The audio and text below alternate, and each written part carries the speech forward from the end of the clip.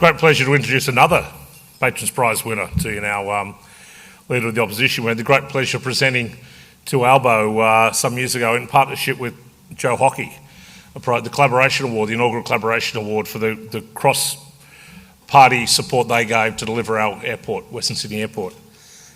He's a fellow who's pointed me to the board to go and try and find a site for the airport and who actually finally delivered. We're finally getting our Western Sydney Airport we've waited literally 75 years for. And he's a bloke who had to fight a battle internally as well as externally when it comes to an airport, and it's not been an easy one. But you'll know well the infrastructure space, having been a former Minister for Infrastructure, the Deputy Prime Minister, now the Leader of the Opposition. And when I suggested, why don't you think about putting in a Shadow Minister for Western Sydney? He said, you've got one, it's me. Please welcome the Honourable Anthony Albanese.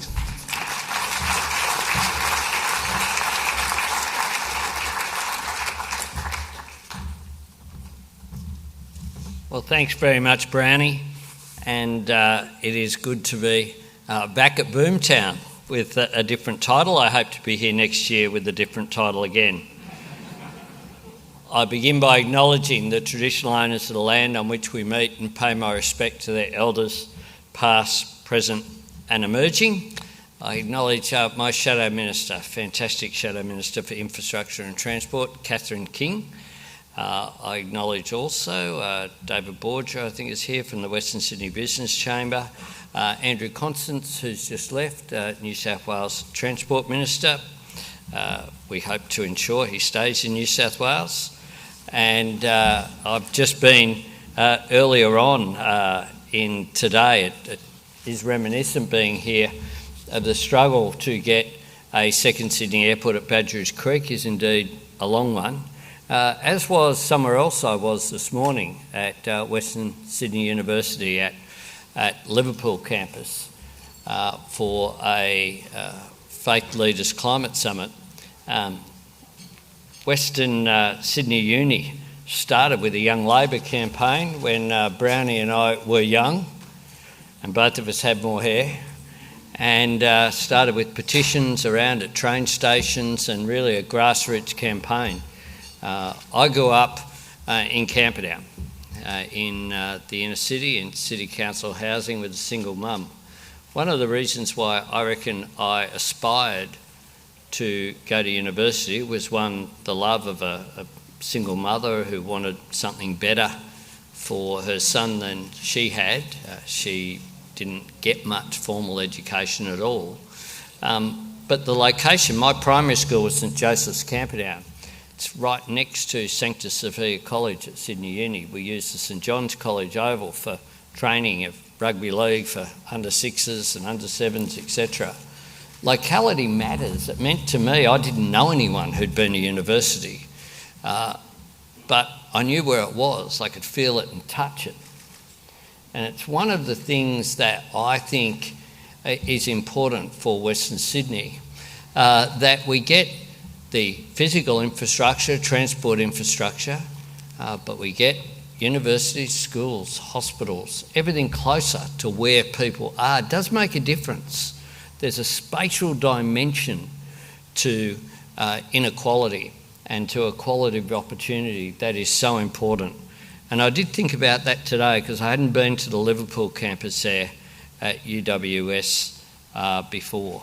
And I think that this conference and the Western Sydney Leadership Dialogue plays a really important role in advocating for people to have opportunities throughout Sydney. Successful cities are inclusive cities. That is something that we know. And the truth is that the changing nature of the labour market, so many things about the way that society is evolving, the use of new technology, can be ways in which inequality is increased rather than narrowed. And I think we've seen that during the pandemic as well, whereby the truth is some people have done pretty well. There's an endorsement from a business leader for the other side of politics this morning, and I thought, gee, if I got all that JobKeeper money and my profits were increasing, I'd be endorsing them too.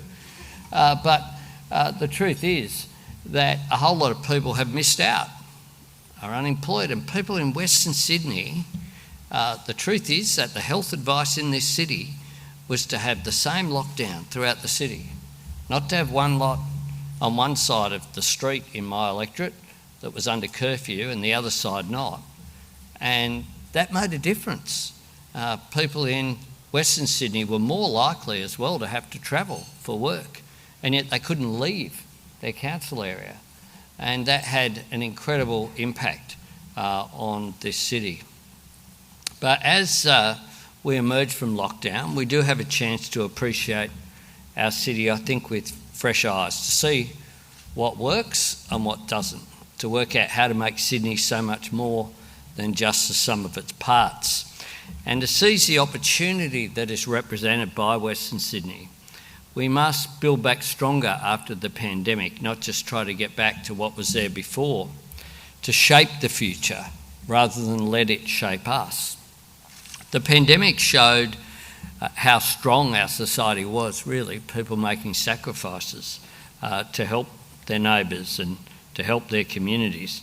But it also exposed some of our vulnerabilities. Communities did come together to support each other through donations and food banks, buying local wherever possible. But the truth is that Sydney also, during that period, did expose that inequalities were there, and that there's a need for us to really take a step back and look at a more inclusive city in the way that public policy is done. Now, I lead a party that has a very proud legacy when it comes to our cities. My mentor was Tom Uren, who created the Department of Urban and Regional Development under Gough Whitlam. It, of course, saved whole communities like Glebe and Woolloomooloo and others. It transformed Western Sydney. It put sewerage and guttering and basic services into Western Sydney and made an incredible difference in just 3 years. The Hawke government, through Brian Howe's Better Cities program, again engaged with our cities. Projects like Aldermo and Pyrmont, revitalising areas that were former industrial areas. And as Federal Infrastructure Minister, we did the creation of the Major Cities Unit within Infrastructure Australia. The Major Cities Unit produced the State of Australian Cities reports. We did a National Urban Policy Forum, brought together academics, private sector organisations to have engagement about how to look at place. We had programs, but Urban Rivers, we had programs across the board. The Regional and Local Community Infrastructure Program, so criticised by the Nats that you could have actually community infrastructure that wasn't in marginal seats, that you could actually have infrastructure that did things. For example, in Warringah, the Manly Foreshore upgrade done under that program, the upgrade of the Manly Rugby oval sheds and community there. We did things right across the board. We upgraded the Gap in Wentworth to make it safer. We did things across the board in all seats rather than getting out an electoral map and having a colour-coded sheet. We funded every single local government area in Australia benefited from that program. We made sure as well through the Australian Council of Local Government that something that wasn't universally applauded when the Rudd government cabinet brought the position that they would be meeting with all 565 mayors over 2 days and a night. But after the experience, they actually got a hell of a lot out of it, engaging with local government on the ground about what was needed. We put more into urban public transport projects during our period in office, of my 6 years as Minister, than was invested in the previous 107 years since Federation. More in 6 than the previous 107. We understood that transport infrastructure needed engagement in our cities as well. But of course, investment in infrastructure isn't the end, as important as it is. We want projects that lift people's quality of life as well, that strengthens communities, that brings people together. And so we've already announced a range of projects with the Minister who's here today and Andrew Giles, who's the Shadow Minister for Cities. We again have announced our Urban Rivers Plan. One of the things about the pandemic was that people gathered more so than ever before in those public spaces, which as we live in higher density housing are more and more important. Who would have thought that picnics were popular? But popular they were. People responded incredibly and engaged. We need to use those public spaces more. And the best public spaces are the ones around our rivers, around the Nepean, around the Georges River, around the great river systems and creeks that make this city such a beautiful city as well. We need to fix up our waterways, and we will do it. We'll transform city deals into genuine city partnerships. The truth is, I give Malcolm Turnbull credit for, as Prime Minister, being the first Liberal federal Prime Minister to actually want to engage in the cities. But the truth is that it's dropped off. The truth is that the momentum that was there to make it a bipartisan position has dropped down. And even then, though, there was the political frame on the so-called city deals. How can you have a city deal in Western Sydney that excludes the biggest local government area of Blacktown? But that's what happened, a political decision. We need to revive our CBDs, be they Blacktown, Penrith or Parramatta. We'll establish again a cities and suburbs unit within Infrastructure Australia, and we will renew Infrastructure Australia's genuine independent role in urban planning.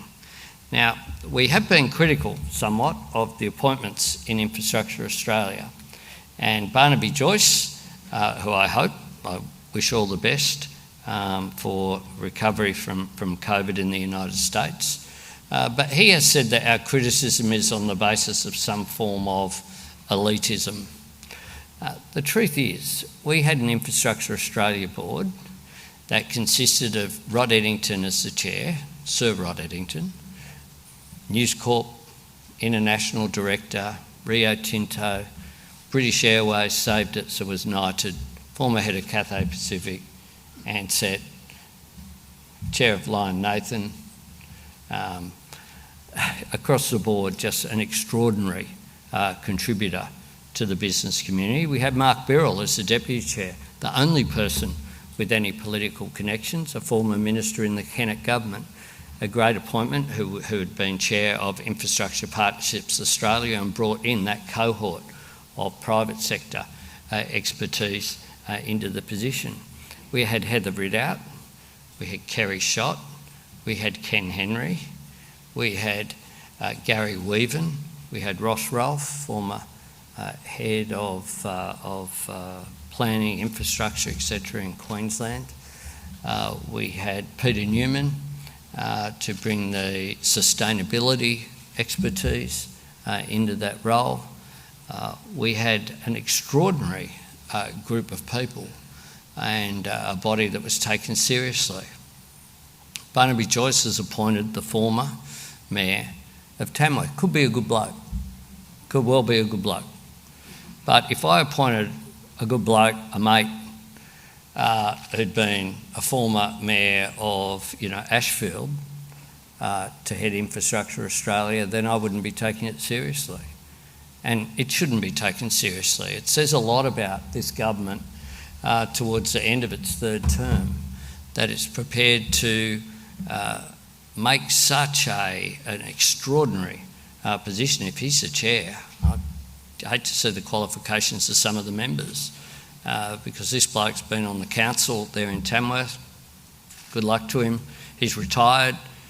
He himself has said he's going on a trip around Australia in a caravan with his wife for a year. Good luck to him. But ringing in from the Grey Nomad tour for 12 months doesn't take seriously the head of Infrastructure Australia. Now, if this government's re-elected, maybe the former Mayor of Armidale will get to be the RBA Governor. in the next term. Like, this is actually serious. This is a serious organisation. And this government says it all about a government that frankly has been in too long when you start making decisions like that getting approved around the cabinet. Now, last Friday I launched Powering Australia, Labor's plan to create jobs, cut power bills and reduce emissions by boosting renewable energy. Powering Australia will create 604,000 jobs. It will provide $52 billion of private sector investment. It will reduce emissions by 43% by 2030. It will reduce power bills for the average Australian by $275 at the end of our first term in 2025. It's been endorsed by the Business Council of Australia, the Australian Industry Group, ACCI, the National Farmers Federation and the ACTU. Not bad.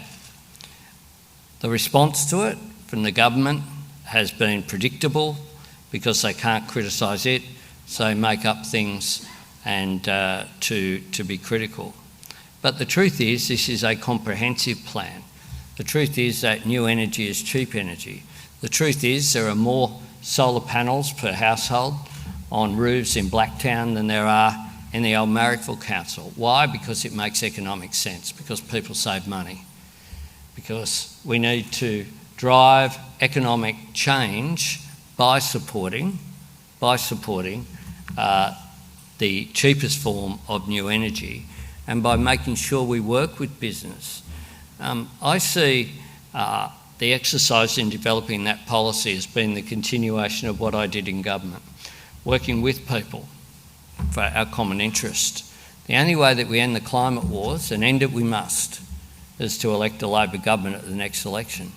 Otherwise you'll have just more of the same, more jobs missed out, more investment uncertainty, more of the old embarrassment for Australia in international forums.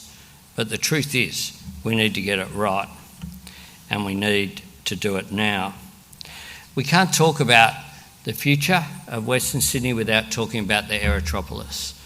Now, as you all know, it's not about the runways, it's about what an airport brings. And the biggest things you can do to drive a city is to have an airport or a university. Western Sydney will have both. It will transform the area. We want to make sure that Labor's National Reconstruction Fund, $15 billion, backs the sectors to create new industries and new businesses around the airport, in transport, in defence, in agribusiness, and we will do just that. It will make an enormous difference in terms of creating jobs closer to where people live. Prior to the pandemic, 300,000 workers in Western Sydney commuted away from their community to do their jobs. That creates congestion on the road, but more than that, long commutes impact quality of life. They're simply exhausting. We want to make sure that jobs are created, and then we want to make sure that Australians can fill them. That's why on Sunday I announced 465,000 free TAFE places. That's why I announced an additional 20,000 university places. We need to make sure we address Australia's skill shortage. We can import temporary labour, but it's far better for us to create permanent jobs. We need to get the infrastructure at the airport right. I find it stunning that we still haven't fixed the issue of a fuel line to the airport. That will take an enormous number of trucks off the road, and it's something that we should do. Sydney Science Park at Luddenham is a great example of the sort of business that you will have around the airport. And the other thing we need to do is to make sure that transport linkages are done and are done up front. It's good that we campaign strongly to get that done, but it's still not done right. We need the extension of Macarthur. We need the people of Campbelltown and the people of the growing region of the southwest to have access, not just to the airport, but to the west and to the northwest. We need to have those north-south linkages across Western Sydney in order to make a difference going forward. And while we're at it, we need to make the trains and the trams and the buses here. How many mistakes does it take for governments to realise that buying on the cheap overseas product that is not fit for purpose costs more money. It costs jobs, but it costs more money. The Inner West Light Rail Line is shut for 18 months. The ferries have problems. They don't fit under the Parramatta Bridge. You can't use the carriages from the line that goes to Moore Park on the Inner West Line because they're bloody well different and not consistent. How could you repeat the gauge disaster of the 19th century in the 21st century for light rail? How is that possible? It's possible because if you're sitting offshore thousands of kilometres away, maybe you don't quite get what is needed. It simply is a disaster. We will have a national rail manufacturing plan. We'll work with all the states and territories to make sure those jobs are here. Do it once, do it right.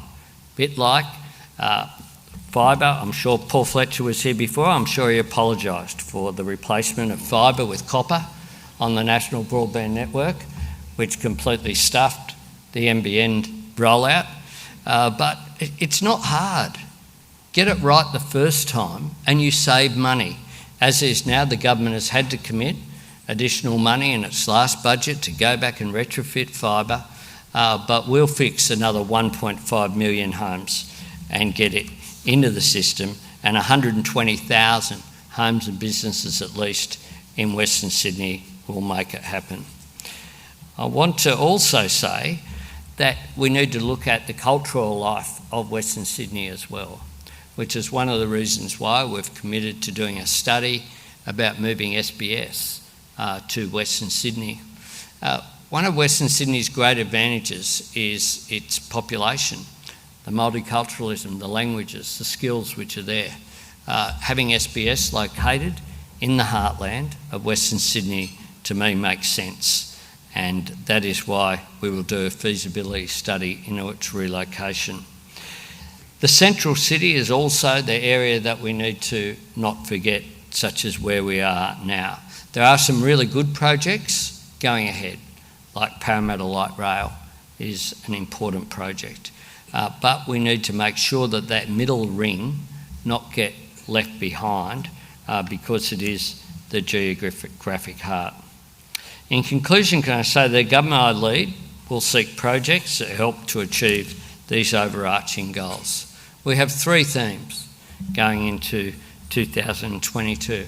One, a better life for working families by addressing issues of cheaper childcare, more secure and support for Medicare.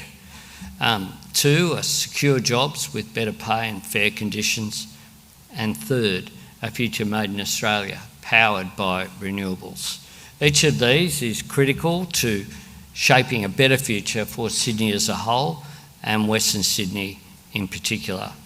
One of our most famous landmarks is that majestic bridge to connect North and South Sydney, a monument to foresight and planning. It is an example of getting it right, doing it once, making the investment. I'm sure there were people around then who said, we can purchase a ready-made bridge from overseas somewhere and just chuck it up and it'll last a couple of years before it breaks down. But the truth is that when you get infrastructure right, you make an incredible difference to the quality of people's lives. It's not an abstract debate. At the end of the day, that's what it's about, making a real difference to people's lives. I'm proud of the contribution that I made as the infrastructure minister in the period I had that great honour, and I look forward to hopefully having the opportunity to make a difference with a different title after next year. Thanks very much.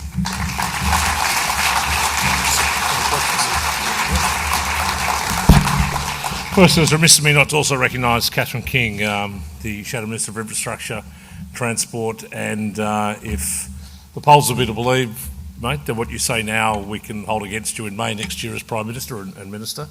So yeah, you're a good shot between.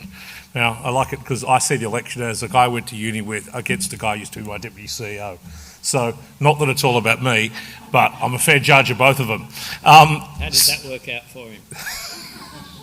I didn't fire him. His own federal government did that. No. You've spoken about, could I firstly thank you for the support you've given. That, you know, we've worked with you strongly on the idea of an SBS moving from monocultural Artarmon to maybe monocultural Bankstown or Blacktown or Parramatta or somewhere that it could rightly be. I also can check with you when you do become, when you do have the chance to put forward your infrastructure policies if you get control of the Treasury benches, where do things like roads for flood protection in northwest Sydney, the Castlereagh connection, that dotted line that's been in the Gregories for 50 years, if you're old enough to remember the Gregories, the Leppington Link, so the people of Macarthur can get to the airport and the metropolis. What's your timing, you think, of some major projects to now and campaign when we can see the full rollout of your project policies for the region? Well, we will do that, and Catherine is in charge of the specifics these days, but I think it's fair to say you can go back and look at things that I promised in the past and think that that's a bit of a starting point. I very clearly think that you need to fix the rail line and get it right. It's actually a lot cheaper to do it the first time than to go back and retrofit it. One of the problems with delays as well is that some of the housing that's been built up on the route towards the Macarthur line already, so you end up costing you more because you've got a tunnel. The Castlereagh road project as well, we did a bit of work on that, you might find, before the last election with Ed and Susan and others. We just need to get some of the infrastructure right, and the time is right to invest in infrastructure. Capital has never been cheaper and capital has never been more available. Those two things are there now. So I think that it will be a good time to be Infrastructure Minister if you're Catherine King going forward. One of the things that stuns me about the last couple of budgets, frankly, is that you've had over $100 billion of additional spending, and I can't see a major new project at all. Indeed, this year's budget had Catherine will correct me if it's right, I think it was $4.5 billion. I still got it. $4.5 billion cut in infrastructure over the forward estimates, which is astonishing when you've got $1 trillion of debt. What's the big legacy project that's left? And I haven't even started on high-speed rail. We should have used this opportunity, as we did in the GFC, where we brought forward the Hume Highway duplication. We put $7.6 billion into the Pacific Highway. We put $6.7 billion into the Bruce. We did the regional rail link in Victoria. We committed money to Parramatta Epping rail link that I still absolutely believe would have been open by now, would have taken pressure off the main Western line, which is the big congestion problem, as we saw again in the last couple of days. But we took that opportunity to renew cities as well as to do the big regional projects that were required as well. My friend, I know you've got, I think we're in the marginal seat of Reid, aren't we? It's one of you know these seats pretty well, but there's 6 seats across Western Sydney, I think 3 Labor, 3 Liberal, who are very much in the marginal thing. And as we said, about the opposition leader and Premier of New South Wales have targeted Western Sydney, so have you and Scott are both determined here. We're up for grabs, we're expensive, we can be bought. I've mentioned a couple of them. And Central River City Metro between Mins and Perrottet's electorates would be handy too, that we have in mind. But take from us our thanks for your continued support for Western Sydney. Whatever happens in May next year, we know that you've always been there as part of this region, and we're delighted. And to Catherine, look forward to being Albanese Infrastructure Minister. It's like being Keating's Treasurer. he might have a few ideas on the portfolio for you. He might have shared them and will continue to. But could you all join me in thanking the Leader of the Opposition, Anthony Albanese, and a great friend of ours.